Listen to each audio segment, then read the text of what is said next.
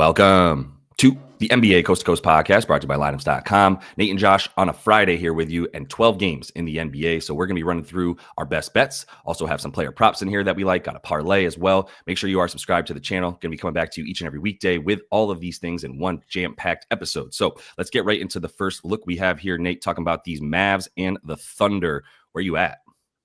I think the Mavs are ready for the big time. They're ready to get a little spunky here and push OKC, who has been getting everybody's best shot. They have been obviously fantastic, absolute world beaters.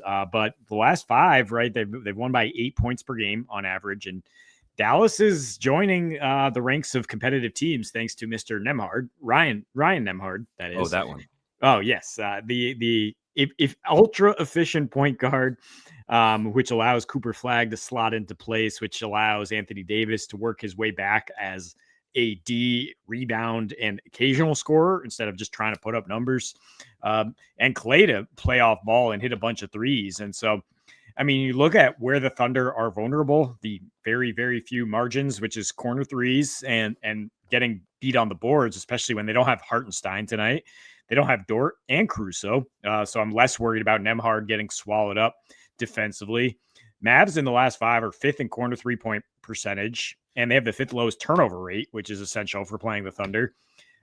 They've played them tough. Obviously, they had some different personnel in there for the playoff matchups, but PJ Washington certainly gets up for that. We'd love to see if he plays. Daniel Gafford has given them trouble as far as on the boards, and Jason Kidd knows a little bit of what buttons to push to at least be competitive with the Thunder. And I mean, yeah, it's obviously a massive spread. I am kind of bullish enough to say, like, I'd take the Mavs down to like plus 10. I think they can be in this game, and I think they'll give the Thunder a good shot. The only thing that would scare me, I guess, is J-Dub being out there. I mean, they're pretty thin. So, I mean, he might be going a bit more, but I'm going to trust your look on this one. I haven't really been betting OKC one way or the other, man. I just haven't been messing with 15-point spreads. But if you see something on the Mavs side that leads you to believe that they're on a bit of an uptick at this moment in time, then I'm totally with that angle. So looking at the Cavs and the Spurs, just starting to trust the Cavs, at least in the regular season, a bit more. I know Darius Garland is out in this one, and that's why this is depressed where it is. Spurs don't have a center, man. I mean, there's got to be something to that with Donovan Mitchell able to attack the rim. I think we're going to see the same here for DeAndre Hunter. And I think it's a pretty good Lonzo Ball game as well for the Cavs, the way that they've been playing when he's been out there without Darius as well. So I don't worry as much that like Jared Allen isn't out there now and a 4.5-point spread when the center is Kelly Olynyk, followed by some maybe Keldon Johnson small balls, Sohan small ball, like Champagny is going to be out there at the 4. There's just not enough to stop basically Donovan in this one. That's why his prop is up at 29.5. I do see him going clean off. It is a style of defense that is perfect for him. He wants to shoot most of the time, and that's what the Spurs will let the primary ball handler do, give up about the third most points per game and the fifth most shot attempts to the primary ball handler on the other team. And I'm just not like, again, like these wing defenders are not gonna have to guard guys bigger than them. That also makes that a little bit easier. We might see some Sohan at times on him, but if it's like Devin Vassell starting on Donnie, that's a problem. For sure for the Spurs when they don't have the help behind him. Guys like that are going to start to get exploited a lot more. Even Luke Kornet as big of a decline as anybody would be defensively from Wemby once he's out. Luke Kornet did a good job. This has still been a top 10 defensive rated team, a top 10 team defending the paint and the restricted area inside the paint. Not going to be the case here in this one when it's Kelly O down there and nobody's really over about 6'9". So yeah, I'm really liking the Cavs to be able to handle business at home. Spurs second night on the road trip here against Orlando on a back-to-back. Just a tough spot, third game, 4 nights. Yeah, for sure. I mean, Cavs a little undervalued in the market because of how they performed lately. But yeah, they're in a get right spot. And even without those guys, I do like some of their other guys that we'll get into later with the player props. Also think that, yeah, Heat plus 5.5. You mentioned the Magic, and I don't like what I'm going to see here in terms of if Paolo comes back, they're going to slow it down.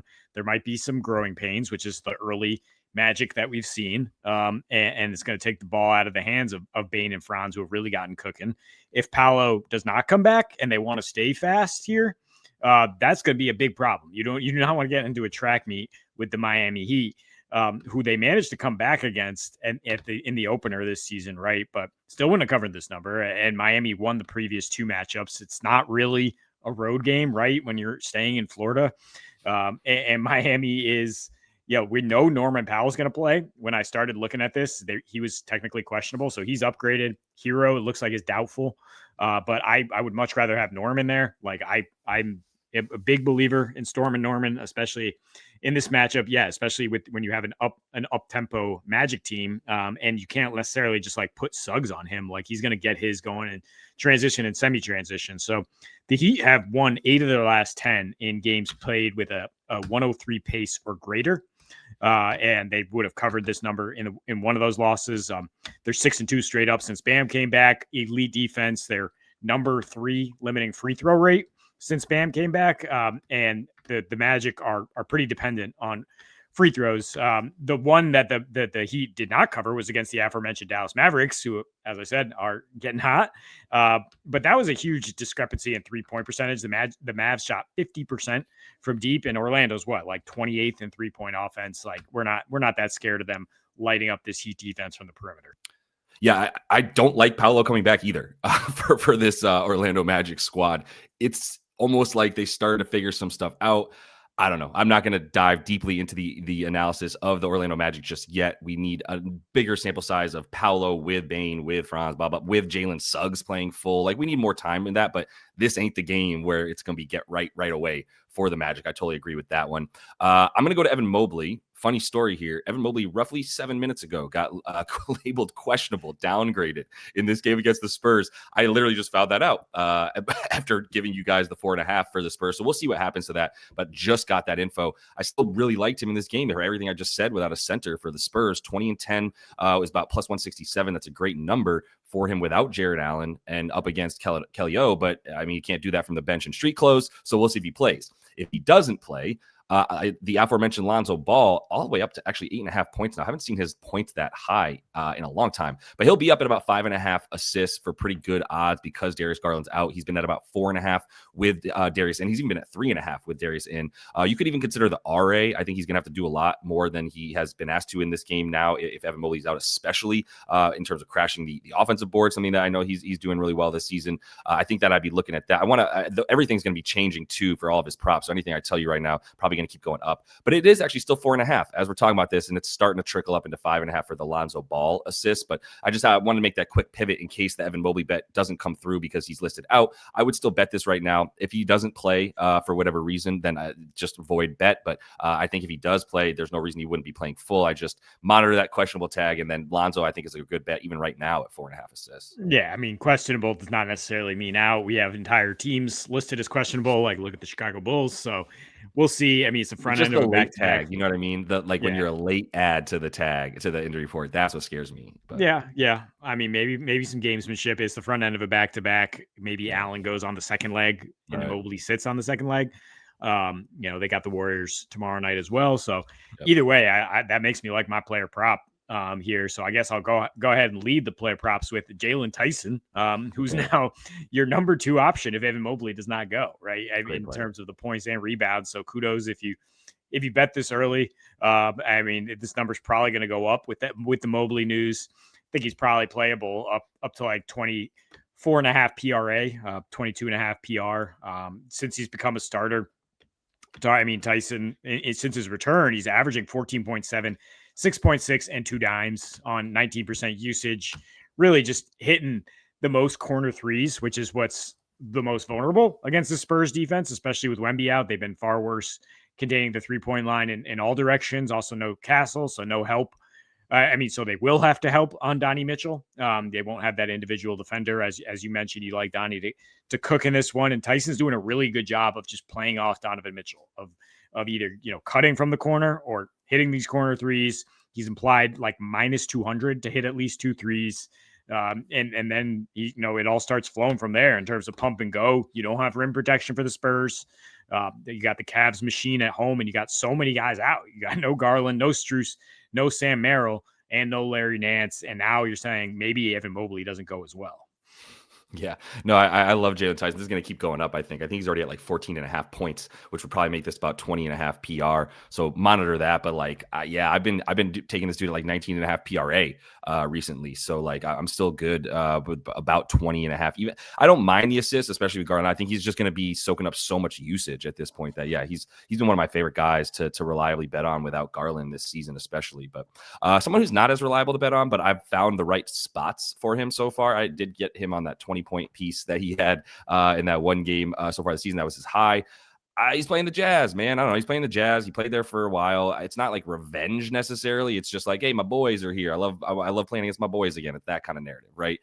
So I definitely like him at the 10.5. It's a 15.5 point spread. There's not super direct correlation here between him and like either a back-to-back or more importantly, like be blowing teams out. It's not necessarily like he's getting ton of blowout minutes necessarily, but he's at about 19, 20 minutes. And if OG is not playing, I think there's a really realistic world where he plays the 25. I just really need OG to not play in this game for me to feel like I could take any kind of alts, because even if OG's out there for 25 minutes, it likely bumps Deuce to the bench, and that means he's the first guard off the bench. But if Deuce is in the SL in the starting lineup like he's been, then Jordan Clarkson's a lot more likely to get over 20 minutes and come and be that first guy, or at least first scorer off the bench, depending on whether or not they want to use Mitch Rob. It's an easy matchup. I don't see why the Knicks would play with their food in this one. They've got a rest advantage. That's huge for them. We know that guys like Josh Hart, Jalen Brunson, Mikal Bridges all have nice increases when they're on rest versus little to no rest. Makes total sense. Thank you, Tibbs, for running our knees into the ground. But Jordan Clarkson, like him for the 22 minutes, like him for close to 15 points. Yeah, it's the third and four nights for the Knicks. So I think even if, Brunson or other guys could get a little more rest because of that. Even if OG does play, like, yeah, I think he should be on a minutes restriction just out of like logic, because they play Orlando on Sunday. So like, why are you running him out there for a big minutes against a Utah team that's on a back-to-back and is going to be throwing like a lot of rookies and G Leaguers at you, right? Yep. Kawhi, I'm add the rebounds to this. It was 24.5. There's an expensive 24.5 points or 25.5 points across the board. But I mean, there's definitely a chance where he gets 7-8 boards here against Memphis, which is not a great offense. And certainly you have Zoo and Edie, who, don't they kind of look like giant twins? Yeah. Just tangling with each other. Yeah. Yeah. A little bit. It's going to be so fun to watch again. Yeah. So, I mean, there's an opportunity to like sweep in there and get the board if you're the Claw. And as he always says, board man gets paid. Look, the James Harden Southern Booty Club tour rolls on here to Memphis. Harden, great game against Atlanta. I don't know what that says about the gentlemen's clubs down there, but I think it's more about the matchup. Magic Mike's. Yeah, something in them lemon pepper wings, man. It's more about the Atlanta Hawks defense, which, as you say, doesn't really give any help, allows the primary ball handler to create and score a lot. Memphis is pretty much the opposite. They're eighth best guarding the pick and roll ball handler, second worst in isolation behind the Clippers, who are the worst. But Kawhi, that's a big reason why he dropped 39 on 15 for 24 shooting against Memphis just last week.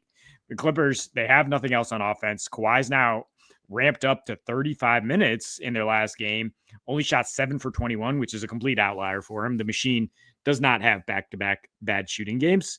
And I don't see any reason why he doesn't have success again against Memphis, which is just, they have a lot of young wings, man. These kids are not experienced. It's definitely not a scary matchup for Kawhi to go out there and drop his 30, at least 25 plus. Yeah, at some point, he's got to start like getting there, and I think the minutes are now like telling you that this is the time to take him. So I have no qualms with that one there. And I'll close with a play here that I think is like good, regardless of whether or not PG plays. In fact, PG I think is gonna play. Paul George is currently game time decision, but missed the front end of this back to back, as we know the Sixers on the second leg. Also, Joel Embiid's questionable tag is probably keeping this down at 9.5. Who thinks he's playing? It's the second night of a back-to-back. Joel Embiid doesn't play 2 nights in a row. I couldn't believe he played last night. So, look, if he plays and I'm wrong and then Jared McCain doesn't get 10 points because Embiid was out there, I'd still be surprised. Like, even if Embiid and Paul George go, I think once you get down to 9.5, you've just gone too far. I think 11.5 is a very fair prop projection for Jared McCain with both those homies in. And they're both questionable right now. And so I'll take my chances on 9.5 right now. In this one, it's really like, it's not even totally matchup, although I'm super unimpressed by a Bucks Bucks defense that won't even have Giannis Antetokounmpo out there. By the way, the Achilles injury, what timing that he needs, he's seeking a trade and then all of a sudden he just jumps up like he got shot in the foot or something. Not buying that injury entirely. I'm not touching the Bucks. I don't know what to do with it right now. Maybe you like some Bobby Portis at 13.5, but I'm just not worried about this matchup, man. KPJ and Ryan Rollins, like, yeah, Ryan Rollins a really a shifty and tough dude, really tough, guard defender. Not somebody that I'm like worried about is going to be like locking down Jared McCain as the focal point or anything like that. So I think he'll be the beneficiary of spot ups, and I think he'll just have a lot of one-on-one matchups where the defense is imbalanced against him or against Maxey in his favor. You have your tinfoil hat on, thinking Giannis faked an Achilles, a calf strain, huh? I came into that game going, why would you play Giannis if it's clear now that he wants to trade and you need him healthy? And then 3 minutes into the game, he pops up and his Achilles is injured, and then he doesn't have an Achilles injury though. I don't know. You tell me. I tell you that Giannis plays. He's a soldier. He goes out there, and that if you want to get traded, that it is not the best way to do that. Is to be like, well, I'm damaged goods who potentially could tear my Achilles later in the season. So no, I don't think that was a fake. But needless to say, the Bucks soldier on now with KPJ and Rollins taking on the bulk of the offensive lifting. So yeah, as good if they are good defensively, they're not going to have as much energy for that end. So I think McCain, anytime it's this low, you go ahead and grab it because he's just going to play off Maxey and take advantage of the weaker defender out there. Yep. Just don't be one of the sheep, everyone. Just keep your eyes open for what's really happening out there. That is all the time. Just mess with y'all. But that is all the time we have for you in this one. Make sure you are subscribed to the channel so you can get plenty more crackpot theories like that and all of the best bets and player props that we're bringing you each and every weekday. So till we see y'all next, happy betting.